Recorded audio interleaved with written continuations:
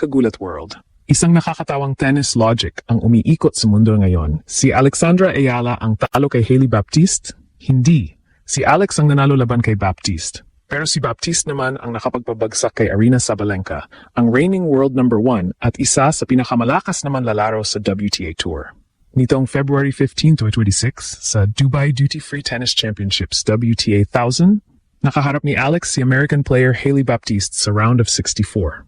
Nanalo si Alex ng 6-4, 0-1 retired. Nangunguna na si Alex sa first set at nasa simula pa lang ng second set nang mag-retire si Baptiste dahil sa injury. Ito ang unang WTA 1000 win ni Alex para sa 2026 season. Fast forward sa April 2026 sa Madrid Open, si Hailey Baptiste naman ang gumulat sa mundo nang talunin niya si Aryna Sabalenka sa isang malaking upset. Ito ang naging isa sa pinakamalaking balita sa clay swing. Biglang naging trending ang Ayala, Baptiste, Sabalenka meme sa social. Parang pyramid ng hierarchy. Alex beat Baptiste at si Baptiste naman beat ang world number 1. Ano ang sinasabi ng mga tao ngayon? Sa X at iba pang platforms, puno ng biro at pride ang mga Pinoy fans. Ayala 2-0 versus Baptiste. Sabalenka, Baptiste beat Sabalenka pero si Alex pa rin ang boss. Tinalo ni Alex si Baptiste. Tinalo naman ni Baptiste si Sabalenka. So technically, world-class na talaga si Baby Goat. Baptiste loves Alex Ayala daw. Cute. Pero mas cute na si Alex ang nanalo sa kanila. Nakakagulat talaga. Si Alex world-class na, kahit pa retire ang laban, quality win pa rin yun laban sa isang player na nakatalo kay Sabalenka. Maraming fans ang nag-post ng old clips mula sa Dubai match kung saan nakita ang sportsmanship ni Alex. Pagkatapos ng retirement ni Baptiste, lumapit si Alex at niyakap pa ang kalaban habang umiiyak ito dahil sa injury. I'm so sorry, ang narinig sa video.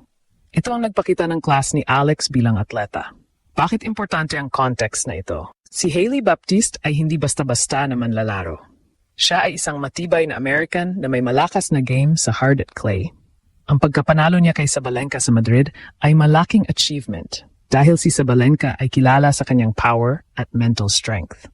Nangyari ito sa isang mahigpit na laban kung saan nag-save pa si Baptiste ng maraming match points. Samantala, para kay Alex, ang win laban kay Baptiste ay mahalaga dahil ito ang kanyang unang hakbang sa isang malaking WTA 1000 tournament sa 2026. Bagamat hindi ito ang pinakamadramatikong panalo, ito ay nagbigay ng confidence at ranking points.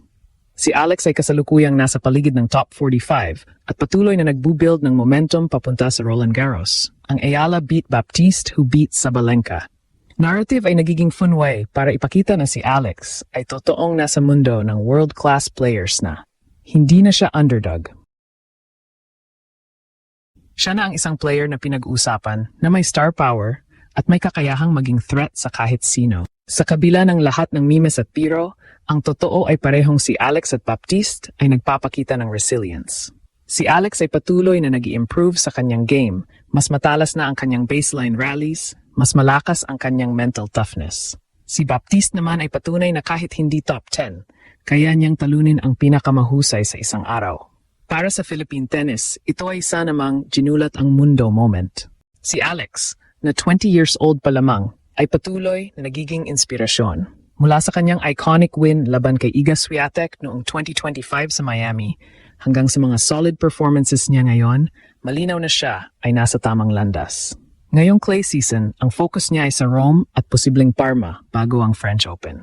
Ang mga ganitong uri ng wins at connections tulad ng pagkatalo ni Baptiste kay Sabalenka ay nagbibigay ng dagdag na hype at confidence. Si Alex ay humble pa rin. Sa halip na magmalaki sa mga ganitong comparisons, ang focus niya ay sa paghahanda at pagpapahusay ng laro. Ito ang dahilan kung bakit mahal na mahal siya ng mga fans, dahil talented, may class, at may puso para sa sport. Buong mundo ang nagugulat sa pagangat ni Alex. Sikat na siya at patuloy pa rin ang kanyang paglaki. Kahit may mga pagkataon na may retirement o tough losses, ang importante ay ang journey at ang patuloy na paglabang may dignidad. Totoong world-class ka na. Patuloy kang maging inspirasyon sa lahat ng Pinoy. Rome at Roland Garros ay darating. Ipakita mo ulit sa kanila kung bakit ka tinatawag na Baby Goat. Sa mas malalim na analysis, mahalagang linawin na ang Ayala Baptiste Sabalenka narrative ay isang fun fan logic, hindi isang eksaktong sukatan ng hierarchy sa tennis. Ibig sabihin, hindi dahil tinalo ni Alex si Hailey Baptiste at tinalo ni Baptiste si Aryna Sabalenka, ay automatic na mas malakas si Alex kay Sabalenka. Pero kahit ganito, may malalim na insight na pwedeng makuha dito tungkol sa tunay na level ni Alex. Una, ipinapakita nito ang parity sa women's tennis ngayon. Hindi na tulad dati na iilan lang ang dominante. Ngayon kahit hindi top 10 player ay kayang manalo laban sa world number 1 sa tamang araw. Ang panalo ni Baptiste laban kay Sabalenka sa Madrid Open ay patunay na mataas ang volatility ng competition. At dito pumapasok si Alex kung kaya niyang makipagsabayan at manalo laban sa parehong tier ng players tulad ni Baptiste. Ibig sabihin nasa loob na siya ng parehong competitive ecosystem. Pangalawa, mahalaga ang context ng win ni Alex sa Dubai. Oo, may retirement sa match nila sa Dubai Duty-Free Tennis Championships. Pero bago pa yon, kontrolado na ni Alex ang laro. Leading siya, may momentum, at malinaw na siya ang mas composed na player sa opening exchanges. Sa professional tennis, ang ganitong panalo ay hindi minamaliit. Lalo na kung ang kalaban mo ay player na kalaunan, ay kayang mag-upset ng world number 1. Ibig sabihin, ang baseline level ni Alex ay hindi malayo sa mga kayang gumawa ng malaking upset. Pangatlo, ang pinaka-importanting takeaway ay ang confidence translation.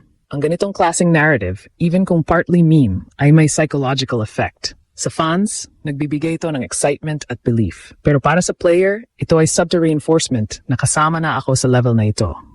Sa elite sports, napakalaking factor ng self-belief.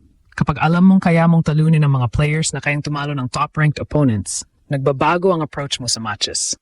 Mas aggressive ka, mas decisive, at mas handang sumugal sa crucial points. Pang-apat, makikita rin dito ang trajectory ni Alex kumpara sa kanyang peers. Si Baptiste ay isang magandang benchmark. Pareho silang young, parehong nasa rising phase, at parehong kayang mag-produce ng big results.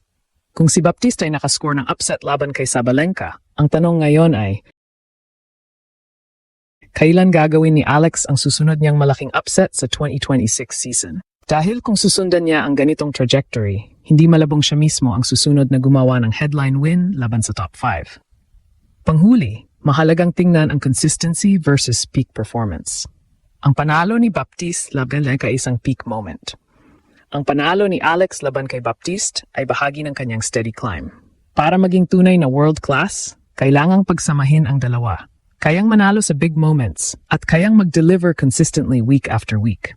Dito papasok ang susunod na hamon para kay Alex sa mga torneo tulad ng Italian Open at French Open. Sa kabuuan, ang viral na tennis chain ay hindi lang biro.